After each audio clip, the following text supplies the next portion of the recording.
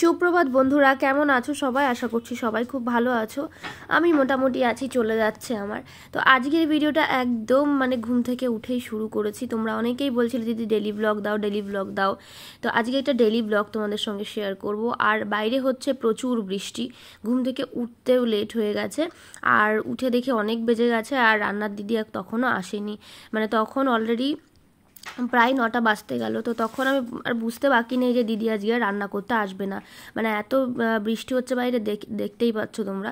তারপরে ঘরে এসে তাড়াতাড়ি করে আগে বিছানাটা গুটিয়ে নিলাম, তার মাঝখানে ফ্রেশ হয়েছি আগে, দিয়ে এই যে এখন কাঁথা টাথাগুলো সব ভাঁজ করে রেখে দিচ্ছি। অনেকেরই এখন বক্তব্য থাকতে পারে যে চিনি কোথায়। তো চিনি আমি বলেছি যে মামা বাড়ি গেছে, ওকে কালকে নিয়ে আসবো বাড়িতে। আর অনেকেই বলে যে ও থাকতে পারে কি না। হ্যাঁ গো, থাকে, ও অনেক ছোটোবেলা থেকেই থাকে, কোনো প্রবলেম হয় না। আর প্রবলেম হলে কখনো দিই আমি, বা আমার মা রাখতে চাই যদি কান্নাকাটি করে বলো। তো যাই হোক, এখানে দেখো বিছানাটা গুটিয়ে নিচ্ছি। আর আমি বেডের ওপরে না ওই কাঁথা এগুলো ভাঁজ টাজ করে রাখতে পছন্দ করি না, ওই জন্য আমি ভাঁজ করে আগে হাইড্রোলিকের মধ্যে রেখে দিই, আবার রাতে যখন ঘুমাই তখন বার করে নিই। তারপরে দেখো, যেহেতু বললাম দিদি আজকে আসেনি, তো সমস্ত কাজ আজকে আমাকেই করতে হবে। তো এখানে আগে ঘরটা ঝাড় দিয়ে নিয়েছি আমি, ঝাড় দিয়ে তারপরে যে মুছে নিচ্ছি। আর আমার এত হেয়ার ফল হচ্ছে ঘরে, যেখানে সেখানে চুল পড়ে থাকে, সেগুলো আর কি কুড়িয়ে কুড়িয়ে আনছিলাম ওই দেখো হাত দিয়ে। এত বিরক্তিকর কাজ, এইটা কি আর বলবো। যাই হোক, আগে ঘরটা যে সুন্দর করে মুছে নিচ্ছি। আর ঘর মোছার যে একটা স্টিক মতো আছে, ওইটা না খুঁজে পাচ্ছি না। আর আমাদের বাড়ি যে দিদি আর কি কাজ করে, তো ওই দিদি না ওই স্টিক দিয়ে মুছতে পারে না, বলে কি আমার এই বসে মুছতেই সুবিধা হয়। তো যার জন্য আর কি ওইটা ইউজ হয় না বলে নষ্ট নষ্ট হয়ে গেছে। তো ওই জন্য আমাকেও আবার এই বাধ্য হয়ে এই একটা কাপড় দিয়ে মুছতে হলো। তো যাই হোক, ঘরটা আগেই ঝাড় দিয়ে নিয়েছিলাম, এখন সুন্দর করে মুছে নেব। আর যে মামনি এখানে বসে বসে বৃষ্টি উপভোগ করছে। মামনি বেশিরভাগ সময় বারান্দায় এই চেয়ারটাতে বসেই সময় কাটায়, আর ঘরে হচ্ছে টিভি দেখে। আর এখন হচ্ছে ম্যাক্সিমাম টাইম চিনিকে নিয়েই কেটে যায়। আর চিনি যেহেতু বাড়ি নেই, বড্ড বোর ফিল করছেন উনি, আমাকে বারবার বলছে চিনিকে ভিডিও কল করে দেখাতে, এরকম এরকম ব্যাপার। তো যাই হোক, সারাদিন যেহেতু চিনিকে নিয়ে ওনার সময় কাটে, সেহেতু বাড়ি নেই, ওই জন্য আর কি ওনার খুব বোরিং লাগছে, প্লাস বাবারও তাই।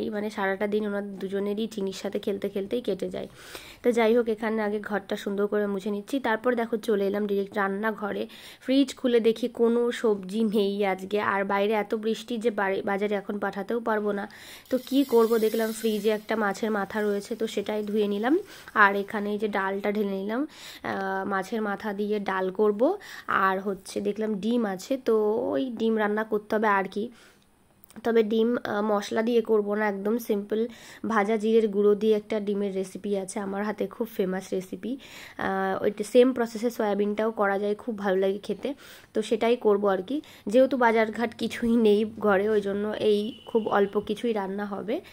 আর আমাদের রান্নাবান্না করে আজকে একটু বেরোনোর প্ল্যান আছে। কোথায় যাচ্ছি না যাচ্ছি সেটা তোমরা কালকের ব্লগে জানতে পারবে। আর কালকে হচ্ছে রবিবার, আমি ভিডিওটা এডিট করছি শনিবারে। তো বাবার হচ্ছে অপারেশন, তোমাদেরকে তো বলেইছি। সেটা নিয়ে বেশ টেনশানে আছে, কি হবে না হবে, খুব ভয় করছে। সব কিছু ভালোই ভালোই যেন হয়, তোমরা একটু ঠাকুরের কাছে প্রে করো। তো এদিকে দেখো কুকারে পড়ে গেছে সিটি, আর মোটামুটি 4-5টা সিটি দিলেই কিন্তু নামিয়ে নেব। ডিম আর আলু একসঙ্গে সিদ্ধ বসিয়েছিলাম। তারপর দেখো ডিমগুলো ভালো করে ছুলে নিলাম। আর আলুগুলো যেহেতু পুরো বয়েল করিনি, সেহেতু খোসাগুলো ছাড়াতে প্রবলেম হচ্ছিলো বলে আমি বটি দিয়ে ছাড়িয়ে নিলাম। তো দেখো, এখানে ডিমটাও কিন্তু আমি হাফ হাফ করে নিয়েছি। ডিমটা এভাবে হাফ করে ভেজে নেবে নুন হলুদ দিয়ে, তখন খুব ভালো লাগে খেতে। আমি গোটা ডিম রান্না করি না, আমাদের বাড়ি যিনি রান্না করেন ওনাকে বলে দিই গোটা ডিম না রান্না করতে। হ্যাঁ, আমরা যে কজন মানুষ সে কটাই ডিম রান্না হয়, তবে মাঝখান থেকে আর কি একটা ভাগ করে নিই আর কি। খেতে ভালো লাগে, খুব ভালো লাগে, ডিমের মধ্যে পুরো নুন হলুদ ঝাল সবই ঢোকে, এরকম একটা ব্যাপার। তো যাই হোক, মাছের মাথাটাও এই যে ভালো করে নুন হলুদ মাখিয়ে নিয়ে এখানে ভাজতে দিয়ে দিলাম। আমি না ডালটা অত ভালো রান্না করতে পারি না, জানো তো।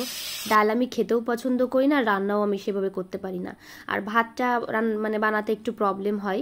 আর বাদবাকি সব রান্নাই আমি সুন্দরভাবে করে দেব, কোনো প্রবলেম হবে না। তো যাই হোক, এখানে মাছের মাথাটা দেখো ভাজা হয়ে গেছে, তুলে নিলাম। এবার এটাকে ভালো করে একটু ভেঙে নেব। মাছের মাথাটা খুব বেশি ফ্রাই করিনি আমি, না মাছ তারপরে যে কোনো জিনিস খুব বেশি কুক করা পছন্দ করি না। মানে আমার খেতে অতটা ভালো লাগে না। যেরকম ডিম যখন আমি অমলেট করি, ডিমের অমলেট আর কি, তো তখন আমি একটু কাঁচা কাঁচা রাখি। পোচ আমার সব থেকে ফেভারিট, ডিমের যদি কিছু থেকে থাকে তাহলে সেটা হচ্ছে এগ পোচ, আমার প্রচণ্ড ভালো লাগে। আর যদি বয়েল এগ হয় তাই সেই ক্ষেত্রেও কিন্তু আমি হাফ বয়েল খেতেই বেশি প্রেফার করি। তো যাই হোক, এখানে দেখো ডালে ফোড়ন দিয়ে কিন্তু দিয়ে দিয়েছি, আর ওই পাশে একদম ডিমটা হতে দিয়ে দিয়েছি, কেন কি আমাদের ট্রেন ধরে বেরোতে হবে। আর ওদিকে আমার বর দিচ্ছে প্রচণ্ড তাড়াতাড়ি রান্না করো, দুই পাশে বসিয়ে দাও, মানে দুটো ওভেনেই বসিয়ে দাও রান্না। তো রান্না বান্না করে দেখো এখানে পুজোটাও দিয়ে নিলাম, ঝটপট করে স্নান করে নিয়েছি মাঝখানে, সবটা শেয়ার করতে পারিনি। তো রেডি হচ্ছিলাম, এক জায়গায় বেরোবো, কোথায় যাবো না যাবো সেটা তোমরা পরের ব্লগে দেখতে পারবে। তো এখন আপাতত খাবো, খেয়ে দিয়ে রেডি হবো। তো চলো তোমরা দেখতে থাকো। তো এটা হচ্ছে পরের দিনের একটা ভিডিও ক্লিপ। আগের দিন আর মানে কিছুই আর শুট করতে পারিনি, যেখানে গেছিলাম ওখান থেকে এসে। আর কোথায় গেছিলাম সেটার ব্লগ তোমরা তাড়াতাড়ি পেয়ে যাবে। আমি বলতে পারছি না কবে দিতে পারবো, কেন কি একটু চাপের মধ্যে আছি। বাবার অপারেশন তোমাদেরকে তো বলেইছি। আর আজকে হচ্ছে বাবার অপারেশন। সকালবেলা উঠে আমরা বগুলা গেছিলাম, ওখান থেকে বাবাকে নিয়ে নার্সিংহোমে অ্যাডমিট করিয়ে তারপরে হচ্ছে বাড়ি এসেছি। সন্ধ্যাবেলা ওটি হবে বাবার, খুব সামান্য ছোট্ট একটা অপারেশন, চিন্তার কোনো কারণ নেই। তারপরে গিয়েও একটু টেনশন তো হওয়াটাই স্বাভাবিক, তাই না? আর কেবিন নেওয়া আছে আমাদের, তো কেবিনে যেহেতু বাড়ির লোক একজন এলাও, তো মা আছে বাবার সঙ্গে। আর আমরা হচ্ছে বিকালে বেরিয়ে যাব, তারপরে বাবার ওটি হবে, বেডে দেবে বাবাকে, তারপরে হচ্ছে আমরা বাড়ি আসবো। ওপেন সার্জারি নয় বাবার, তো ওই জন্য আরো একটু নিশ্চিন্তে আছি। তো যাই হোক, সবটাই তোমাদেরকে দেখাবো। তোমরাও প্রে করো যেন বাবার অপারেশনটা তাড়াতাড়ি হয়ে যায় এবং খুব ভালোভাবে হয়ে যায়, কোনো প্রবলেম যেন না হয়। তো যাই হোক, অনেকদিন ধরে একটা রিকোয়েস্ট আসছিল সেই জামাই ষষ্ঠীর ভিডিও থেকে, আমি করব বলে হয়ে উঠছিল না। সেটা হচ্ছে যে জামাই ষষ্ঠীর ব্লগ যারা যারা দেখেছো একটু খেয়াল করবে যে আমি ওই দিন একটা ঝুমকো পরেছিলাম, একটা চৌকো ঝুমকো পরেছিলাম কানে। তো সেটার প্রচুর রিকোয়েস্ট এসেছিল যে দিদি ওইটা কি গোল্ডের, যদি গোল্ডের হয় একবার দেখিও ডিজাইনটা। তো হ্যাঁ, ওটা গোল্ডের, ওটা আমার বিয়েতে গিফট পেয়েছিলাম আমি।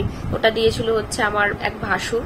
তো বেশ পরেছি ওটা, কিন্তু মাঝে অনেকদিন পরা হয়নি, বহুদিন গ্যাপ দিয়ে জামাই ষষ্ঠীর দিন পরেছি বলে তাই হয়তো তোমাদের মনে হচ্ছে যে ওটা আমি হয়তো আগে কখনো পরিনি। তোমাদেরকে দেখাবো। আর ইনস্টাতে কিছুদিন আগে একটা ঝুমকো পরেছিলাম, সেটারও তোমরা ক্লিয়ার পিকচার চেয়েছো, দুটোই আমি তোমাদের সঙ্গে শেয়ার করব। এই দেখো, এই ঝুমকোটা হচ্ছে আমি নিজেই বানিয়েছিলাম। ব্যাপারটা হচ্ছে কি, কানবালা ছিল আমার একটা, আমি কানবালা মানে কিনেছিলাম, রেডিমেড ছিল ওটা, কাস্টমাইজ নয়। তো কানবালাটা বানানোর পর কেন জানি না আমার ভালো লাগতো না, মানে কানবালাটা না আমার ঠিক পছন্দের মানে নয়। আমার যদি কানের যদি বলো তাহলে হচ্ছে ঝুমকো আর কানপাশা হচ্ছে আমার সব থেকে পছন্দের। কানবালাটা ঠিক আমাকে মানায় না, দেখতে সুন্দর লাগে কিন্তু আমাকে মানায় না, ওই জন্য আমি এক্সচেঞ্জ করে এই ঝুমকোটা হচ্ছে বানিয়েছিলাম। ভীষণ সুন্দর ডিজাইন এটার, দেখো জুই ফুল মানে ডিজাইন আছে, এটা আমার খুব পছন্দের এই ঝুমকোটা। তো এটার ওয়েট আমার কিছুই মনে নেই, বেশ অনেকদিনই হয়ে গেছে, বছরখানিক হয়ে গেছে এটা আমি কিনেছিলাম ওই কানবালাটা এক্সচেঞ্জ করে। তো এই যে দেখো ক্লিয়ার একদম পিকচার দিয়ে দিলাম। আর এই হচ্ছে সেই ঝুমকোটা যেটা কিনা প্রচুর রিকোয়েস্ট এসেছিল ওর দেখানোর জন্য। এটা বেশ ইউনিক দেখতে, চৌকো ডিজাইনের মধ্যে আছে, দেখো এই দেখো চৌকো ডিজাইনের মধ্যে আছে, এরকম চৌকো করা আর নিচে এরকম বল বল দেওয়া, বেশ সুন্দর দেখতে। এটাও আমি আগে অনেক পরেছি, ভীষণ পরেছি, এটা প্রচুর ইউজ করেছি। তারপরে এই ঝুমকোটা বানানোর পর এটা তেমন একটা পরা হয় না, তো জামাই ষষ্ঠীর দিন এটা পরেছিলাম। এই যে দেখে নাও ডিজাইনটা, খুব সুন্দর দেখতে।